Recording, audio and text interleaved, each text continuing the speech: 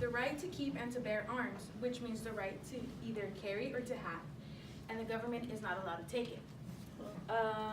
It's like a religion. If the government takes away a firearm, it's like taking away someone's freedom of religion.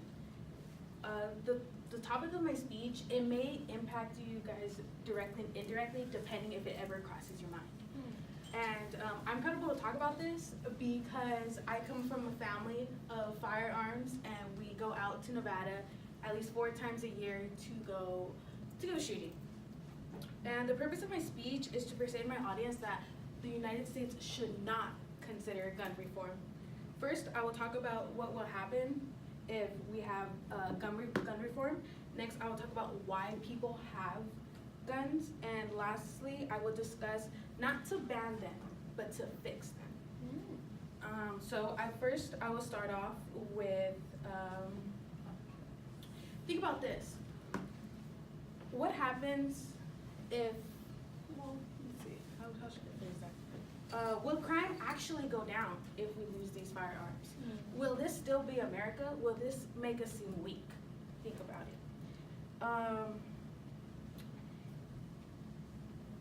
If gun reform passes, law-abiding citizens will turn in their guns, but will these criminals turn in their guns? I mean, I don't think so. They're criminals for a reason, and I don't think they would turn in their guns.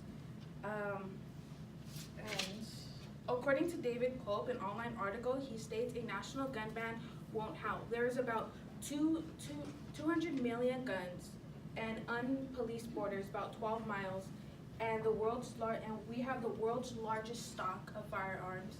And even though we have the largest stock, there is still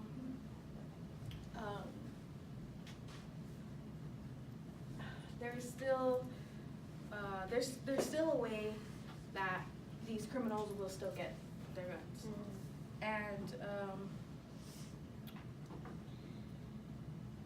And I feel like if we ban these guns, America will be weak because we fought for this country with guns, and we are still fighting for this country with guns. So I feel like if we lose them, this won't be America. We're gonna seem weak. Other countries will invade us. And so I just finished talking about what will happen if guns are banned, and next I will be talking about why Americans have guns. So about Americans have guns for many reasons. One reason is for protection, and another reason is for sports. And you guys might not consider it as it's a sport, but it's a sport in some way. And according to the NRA, in report in 2013, studies indicated that firearms are used over 2 million times a year for personal use, and without a single gunshot fired, preventing crimes happening in a home, at a restaurant, or at a marketplace. This is saying that if there's a saying that to stop a bad guy with a gun is a good guy with a gun. And as for sports, people use sports as a shooting targets, running targets, or anything like that.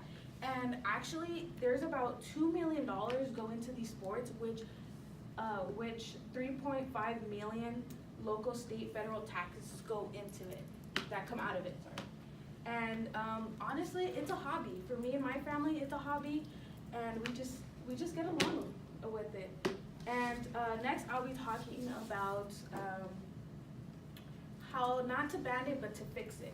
And I agree, there's stuff that does need to be fixed.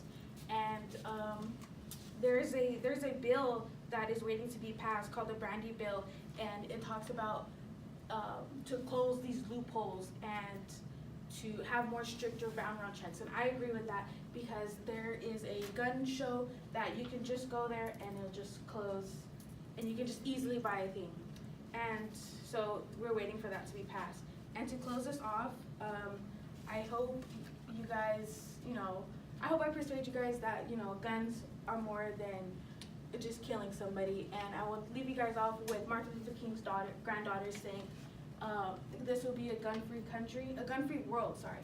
And if this was gun-free world, we wouldn't be here today, and we won't be here if we